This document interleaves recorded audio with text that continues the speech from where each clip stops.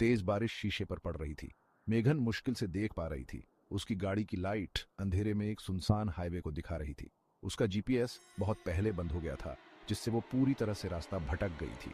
हर बिजली की गड़ खाली सीट पर उसकी रही थी। थकाए हुए थी, लेकिन वो आगे बढ़ती रही, किसी आश्रय की तलाश में। बारिश से भीगी खिड़की से एक धुंधली नियोनन रोशनी दिखाई दी, जो उम्मीद की एक किरण थी। एक मोटल का साइन जो अंधेरे में मुश्किल से दिखाई दे रहा था, तूफान से बचने का वादा कर रहा था। सुनसान पार्किंग में गाड़ी रोककर मेघन ने इंजन बंद कर दिया।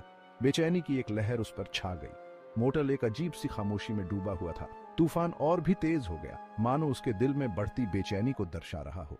एक गहरी सांस लेते हुए उसने अपना बैग उठाया और तेज बारिश में बाहर निकल गई। मोटल की लॉबी में एक धुंधला सा बल्ब जल रहा था। हवा में धूल के कण तैर रहे थे, उसके चारों ओर भूतों की तरह घूम रहे थे। सीलन और किसी और चीज की अजीब सी गंध हवा में तैर रही थी। मेघन की रीढ़ की हड्डी में सिहरन दौड़ गई। सन्नाटा गहरा था, की आवाज खिड़कियों से टकरा रही थी।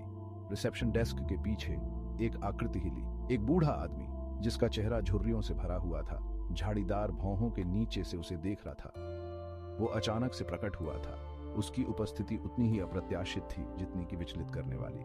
उसकी आंखें गहरी और अपठनीय उसे एक पल के लिए घूर रही थी। मेघन डेस्क के पास पहुंची। हर कदम के साथ उसकी बेचैनी बढ़ती गई। हेलो, उसने आवाज दी। उसकी आवाज खाली लॉबी में गूंज उठी।